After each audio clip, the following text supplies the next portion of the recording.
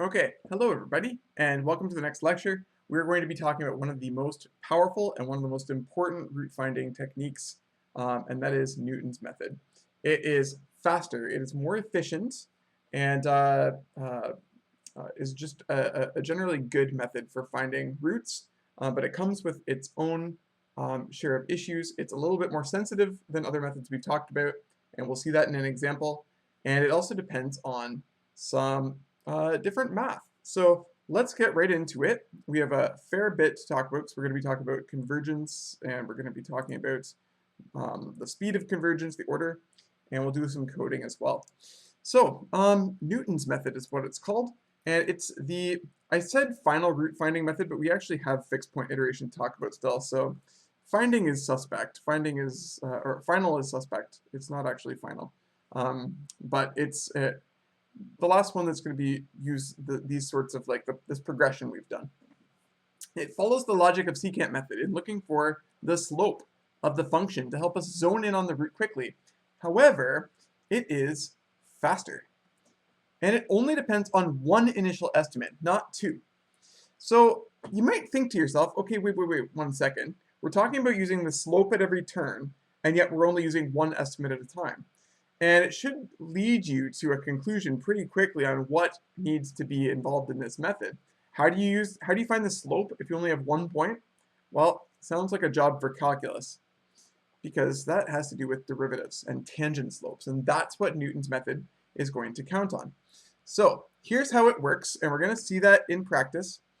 Newton's method starts with an initial estimate of the root x0. It has to be close enough to that true root for it to work. I will talk a little bit about that in a second. We don't draw a secant line. We only have 1 point. You draw a tangent line to the graph at x0.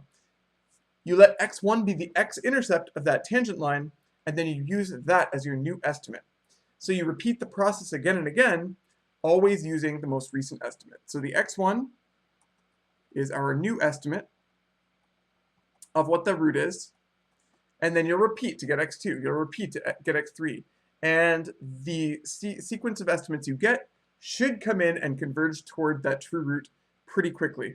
It's a pretty simple sort of result, and it's not that hard. Let me just show you graphically. We've worked with this function a lot, so we know that this root happens at like 0.56 or whatever. We've seen it a couple of times now. But this is what the graph of e to the minus x looks like. And let's just, for fun, start with an initial estimate, like way off here perhaps, at x equals 2. Suppose this is our x0.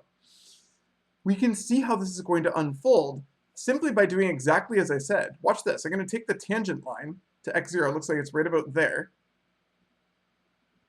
Yeah, maybe it's a little bit below that even. So I'm going to go back here. Maybe this. No, I liked what I had before. That seems a bit right. That looks like a tangent line to me.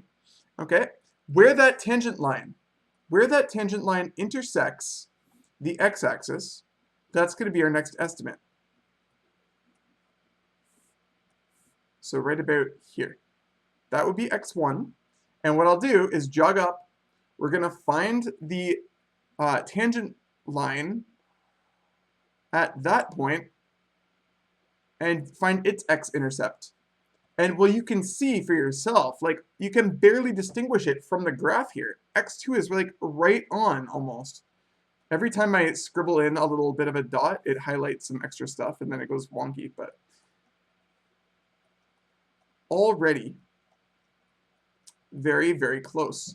And we didn't even start with that close of an estimate. We started way over at 2, like 1.5 away almost. And we're almost in to where that root is. And if we continue to iterate, we'd be within many, many digits of precision in no time whatsoever. We just have to figure out what math drives this process, and it's not that hard.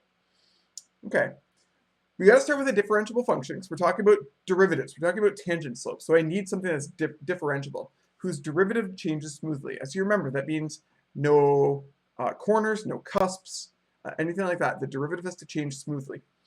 And we have to have a value a in the domain of x. And then we can find the tangent line by using the first degree Taylor approximation, expansion, I guess I said, about x equals the point of interest a. So we're going to do that. We're going to build a Taylor expansion that's going to be the tangent slope, but we're going to use it to figure out what our estimate should be. So this is it. This is it. I've got y equals, okay, you can see I've kind of put it in an interesting order, but there's the f of a, and then plus f prime of a, x minus a. It looks like a first degree Taylor expansion. Okay, the x-intercept of that line is what we're interested in. And x-intercepts occur when y equals 0. You know that. It's nothing new. So let's do that. I've set y equal to 0 here on the next line, and I want to solve for what x value that occurs at. So let's isolate for x. If we do, we get this. We get minus f of a divided by f prime of a, and then I would have to take this minus a and add it to the other side, so plus a, something like that. That's all. That's what the x-intercept would be, and that would be our new estimate. And you see, this leads to our scheme.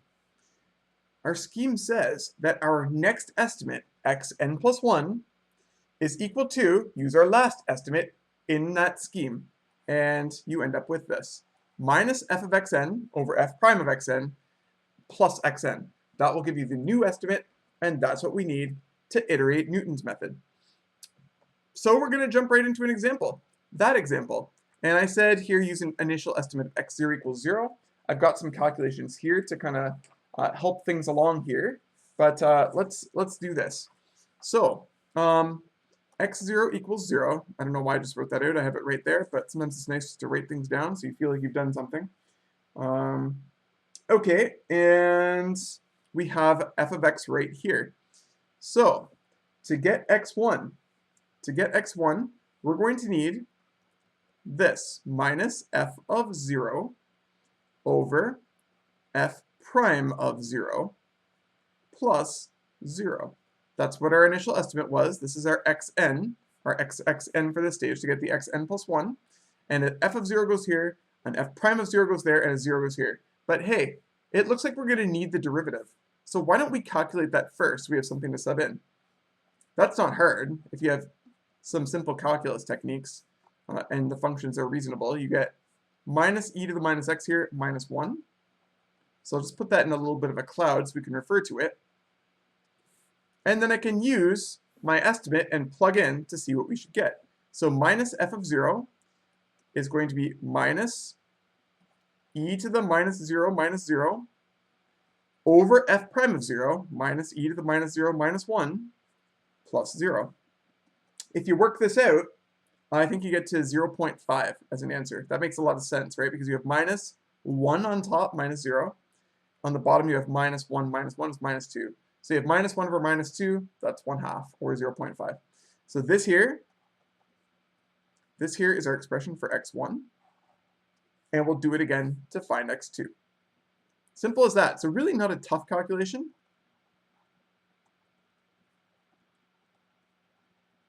We're 8 minutes into the lecture, and we're already zeroing in and using our new method for the powers of good. x2 is going to equal minus f of 0.5 over f prime of 0.5 plus 0.5.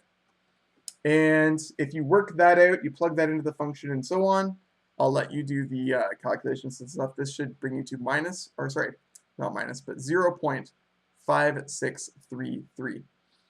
So maybe I'll write it like this. x2 equals that. And after just 2 iterations, you might remember what the result was, what the correct root was, that it's about 0.567143. So we are already within 0.00, what, 548, something like that? Something really, really close. Like we're within 4 1,000ths of the answer, and we just did 2 iterations. And typically you could do 10. This is not even computationally expensive. It's not hard to calculate these quantities. So that's pretty neat. So yeah, that's how it works. That's how it works. It seems almost too easy, right? It's so powerful, and there's less slogging around than even secant method. We saw that secant method was a pretty powerful method in itself. So the question is, what's the catch? There are a couple of ways that things could go south.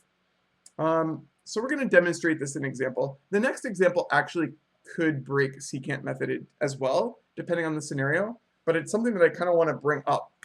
So let's do this. Perform 2 iterations of Newton's method to find the root of ln of x using an initial estimate of x0 equals 3. Okay, let's quickly draw this out. Let's quickly draw out the ln function so we know what to expect. So if I draw, here's x and here's y, and I don't know what ln looks something like, oh god, that was bad. Let's try that again so that we don't get it. That was bad too. Let's try again. That's not so bad. Let's call this 1. We know that that should be the true answer because we know things about logs, or we should, and if you don't, then you should practice, but that's okay. This is what it looks like. I know the answer should be 1, but for funsies, we're going to try and see if Newton's method can find this root. Okay, and we're going to use an initial estimate of x0 equals 3. So let's see. Let's work on this and see what happens here. We know that, maybe I'll work in green first of all to set the table. If f of x equals ln x, then we need the derivative. As we know, f prime of x will be 1 over x. And so using x0 equals 3, which is what the question asks for, we find, and let's work in red now, x1 is equal to, all right, the scheme says minus f of the quantity, so minus ln of 3, over f prime of the quantity, so that's going to be 1 over 3, and we have to add that estimate as well, so plus 3. So that's using just the scheme from usual, and if I simplify this down a little bit, it looks like this is going to be minus 3 ln 3 plus 3. And if you work that out, you get to minus 0.2958. So, and again, I'll just make sure that's clear that that's x1. So I'll write this as like an arrow, and then x1 equals that. Okay, and that's fine. You finish your calculation. And as usual, I would like to advise you, when you get to an answer, sit and think about it and make sure it makes sense. There's a very good reason why this answer is problematic. And it was staring you in the face with that graph from the start. This number, your next estimate for the root, minus 0.2958, isn't even in the domain of the ln function. How can this be? Well, check it out. 1, 2, 3, 3 is about right here. All you have to do is draw the pictures we drew before. There's the tangent line, the tangent slope. And, well, it's not really to scale, but you see what happens is that the tangent slope right here throws our next solution way off into the distance where the function's not even defined, and suddenly the method breaks entirely, right? So this second estimate is not even in the domain of the function, and immediately you would have to end the scheme because there's no way, literally no way to continue it. F of minus 0.2958 is definitely not defined. So yeah, issues. So you got to think about it. And maybe we could have solved things, maybe we could have done a little bit better if we'd started closer to 1. That's why it's important to start close enough. And that's not unique to this scheme, for sure. But there are other issues as well. Imagine, when you're using tangent slopes and so on, what happens if your tangent slope is something that's nearly horizontal? That happened, we talked about that a little bit with secant method, but imagine that that's going to cause your next estimate to be thrown way off to the left or right, and it's very possible that your sequence of estimates is not going to go anywhere near the root once you have that happen, okay? So you need to watch out for places where there's a horizontal tangent. You need to watch out for places where there's near a horizontal tangent. You can even see that in the math. I want you to look back at the scheme for a second. That scheme has f prime on the bottom, right here. And so just imagine, if that thing is 0, you're done, right? There is no x-intercept if the tangent is horizontal. You're not going to find an x-intercept.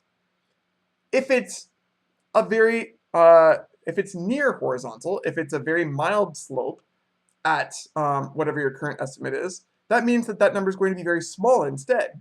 And that's going to inflate your answer. That's why it's going to be thrown off so far to the left or right. So it makes sense in the graph, and it makes sense in the math. So just keep that in mind as you're using this method, because those are reasons why we have some considerations to make when we're using this method. So we have to watch out at which there is a horizontal tangent or even near horizontal. I'll even write that down, or even near horizontal. If you have that at any point, there could be problems, okay? So while Newton's method is very powerful, as we've seen, it's also very sensitive. Okay, there are some criteria that we can jot down for simple roots. So given a function f with a root x star, Newton's method is guaranteed to converge if the following criteria are met. So this is assuming that the derivative is non-zero at the root, meaning it's not tangent to the root. That's not a simple root. A simple root is one where it passes through. There are actually other criteria that deal with roots like that, but I'm not going to worry about that here. You could look them up if you're more interested in that. Otherwise, assuming that you have a simple root, which is that second criteria right there, you need f of x, f prime of x, and f double prime to all be continuous in some neighborhood of x star. So that means the function's behaving in some sort of, I want to say, predictable way near the root. So it doesn't change suddenly. It doesn't do anything weird that would throw things off. And then again, if you're close enough to x star, then you can be within a radius where, you know, if the f prime is non-zero, then near that point, it's also going to be non-zero if the derivative is continuous and so on. So sufficient closeness is an important consideration as well. We saw that as well in that last example. So those are the things that we need. And they should make more intuitive sense than anything. We aren't going to be proving these things. However, there is something interesting that we can prove, and it's the convergence of this method. So we kind of did a bit of a hand-wavy argument for why bisection method converges linearly, and I kind of just dropped the fact that secant method converges with the golden ratio as the order of convergence. We can actually prove the convergence of Newton's method, and it's pretty interesting to see how that works. Not typical. It's not easy to prove orders of convergence in general. But here, just watch how this is going to go.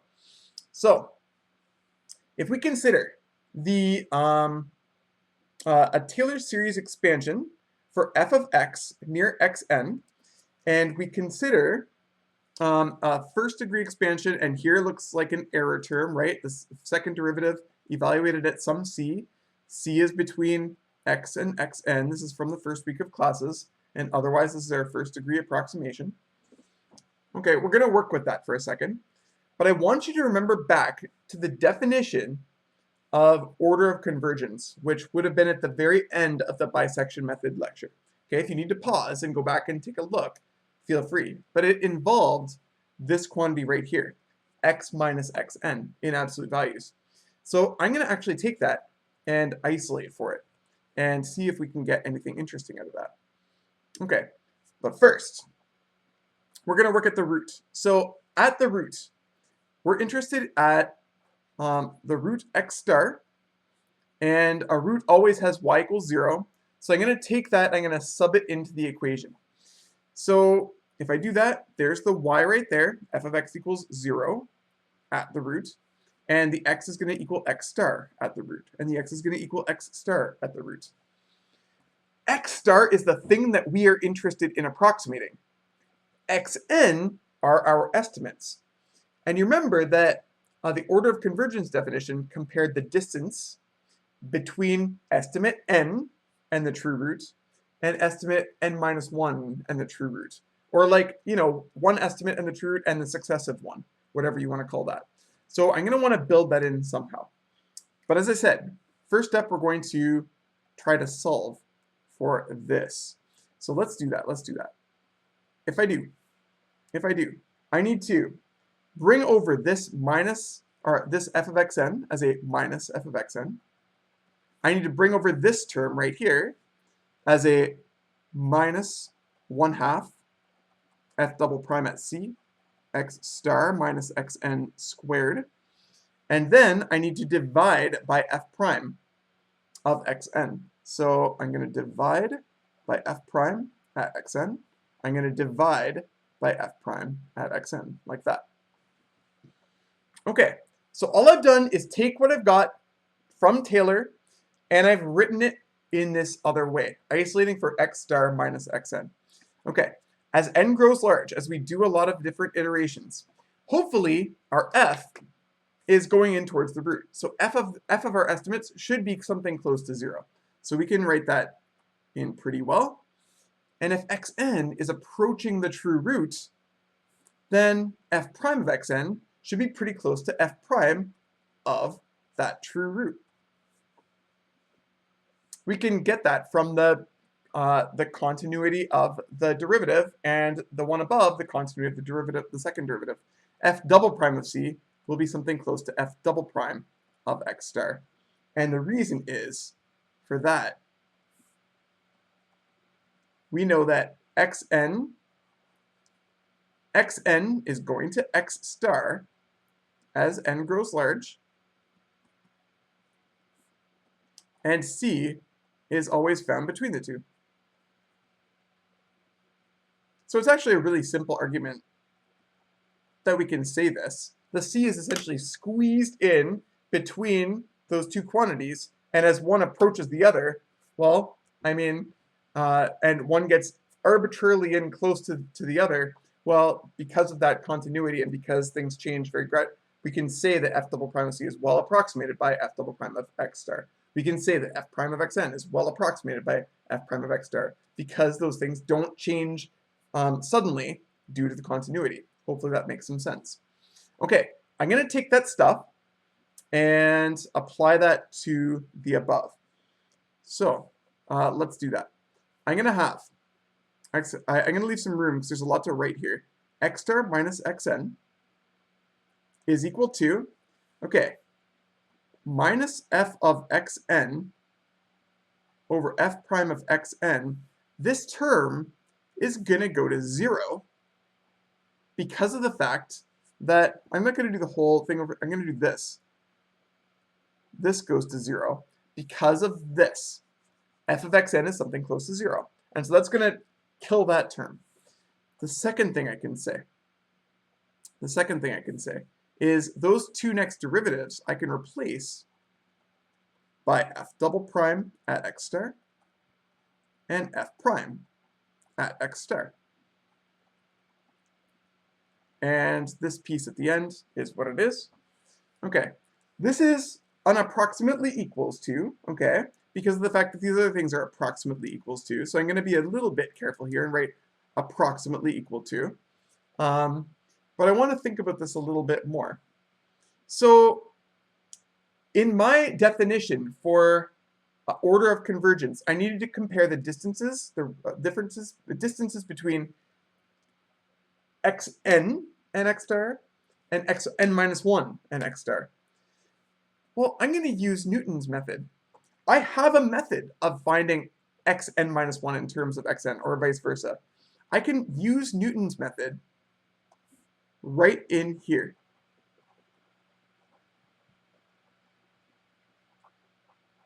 Because xn is actually given by, actually I'm going to kind of invert it a little bit. So I want to do a little bit of work on the side here. But this, no, we're going to go below. We're going to go below. And say this is the same thing as x star.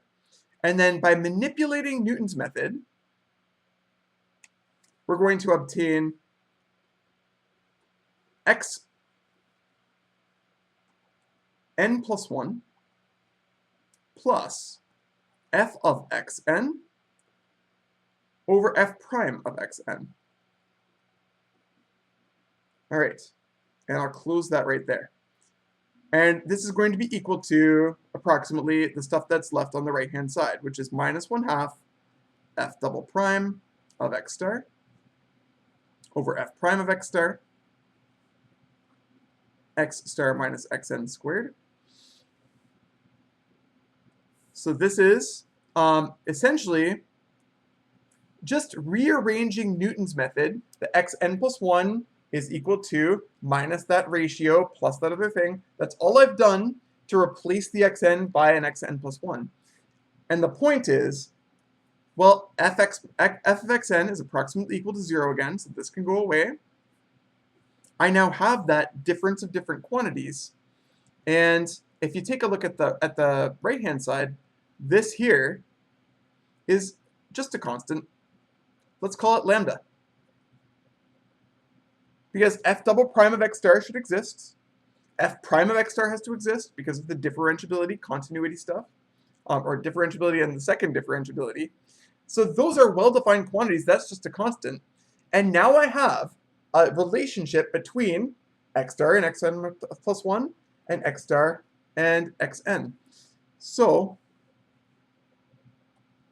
I'm just going to write this down on one more step, but we've got what we need essentially. If I take absolute values of both sides, we end up with x star minus xn plus 1 in absolute values on the left is approximately equal to some lambda times x star minus xn with a 2 there.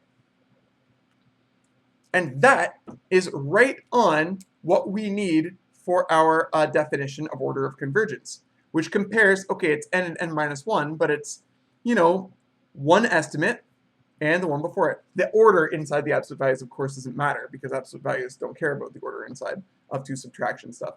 The key thing is the exponent that's there out front, or on top, on that second quantity. This 2, that is the order of convergence.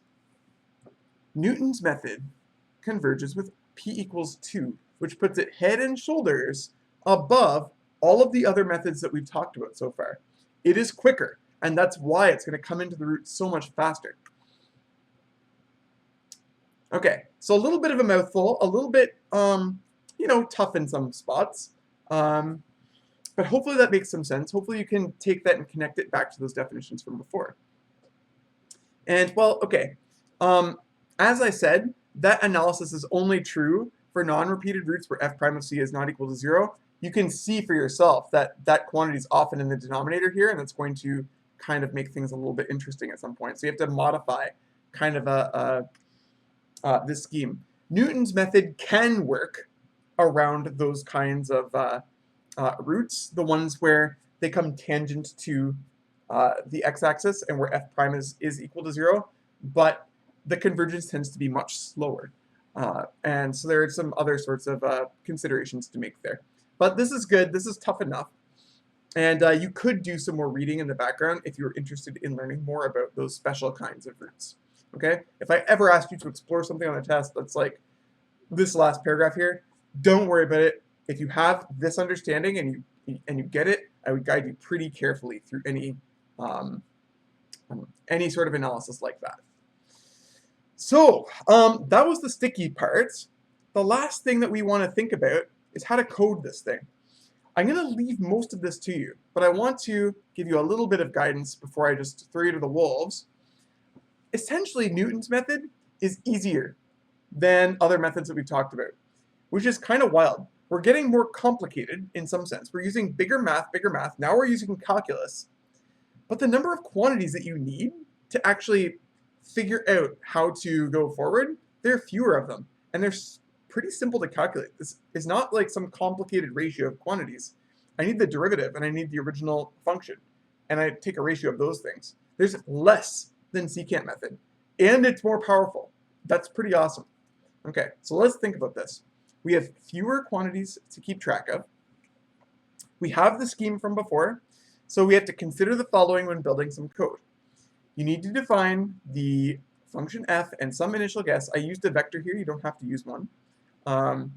Somewhere near we suspect the root is. We need a derivative. Okay, so if you're using symbolic variables, which I've been trying to encourage, and you've got f of x defined symbolically, then it's as easy as saying diff f of x. And so to get the derivative, it's nice to kind of define a new symbolic function, like g equals the derivative of f, in order to get that, and then you can just take an expression that involves, well, f over g at every step. And then you can refer to g every time you need a derivative. And then kind of code the scheme. That's what it is right here. So you're going to want to take the function, you're going to want to put it over the derivative, and then add what you had before. So x2 is going to be equal to, well, if I had to write out some code here, hopefully I get it right, but it would be minus f evaluated at the first estimate, so x1. I would want to divide by the derivative evaluated at that estimate. So if we've defined that as g above, maybe we would use g of x1, something like that. And then you would want to add x1. What you don't want to do, I know I've said this in a couple of labs already, but you don't want to write just diff of f of x1. Why not? Well, think about that. x1 is a constant. F of x1 is going to be a constant. And so if you differentiate that, you end up with 0. So this is not what you want. You do not want that. It's much, much better to define a second function and then work with that in the scheme, okay? And then once you've got that, don't use 2 and 1. Use n and n plus 1. Use I and I plus 1. Like, use something that would be inside of a loop, and then you can repeat it again and again and again and again, and you get that sequence of estimates that are going to come in toward that root. So you just repeat as long as you want until you're either close enough, your estimates have stopped changing. Maybe you stop it if your estimates get wild because maybe they've been blown out or maybe it doesn't work. So you stop it then, or after a certain number of iterations. Okay. A little pointer, I said before, it's not actually necessary to store the sequence of estimates as a vector, because really, you have a single quantity at every single point. That is your current best estimate. You can simply take your new estimate and use the old quantity, redefine it in order to come up with a new one, and just keep using the same variable over and over and over again. So that's what this point is about. So you could redefine the value of a to be the next estimate.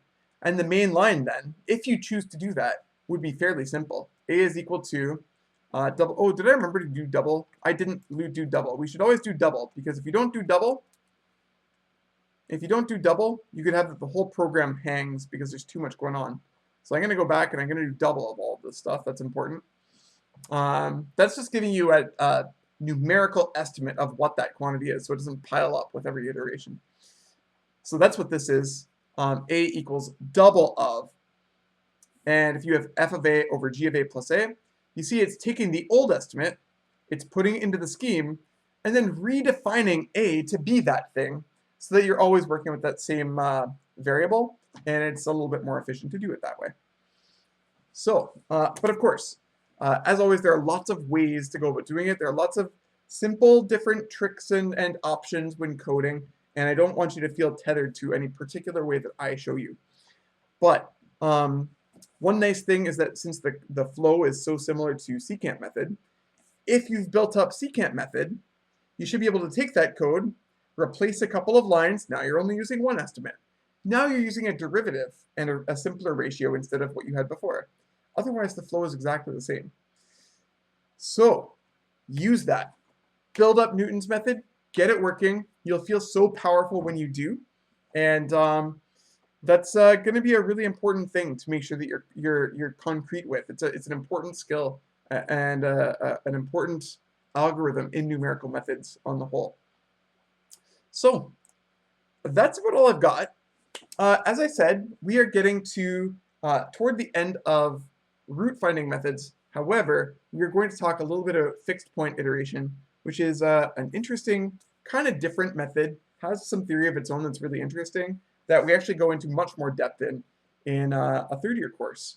Well, I might talk a little bit about that next class as well. But for now, we have a bunch of stuff to do with regards to coding. I think that once you sit down and you try it, you'll get it down more quickly than you think. You have source code for bisection method to start with. You have some flowcharts along the way to help you out. And you have some tips and tricks with every single one of these sections. I hope that's enough. But certainly give yourself some time. to try it out yourself, and then try it out on some functions to, yeah, wield your new weapon. Anyway, I'll see you in the next video. Ciao for now, and take care of yourselves.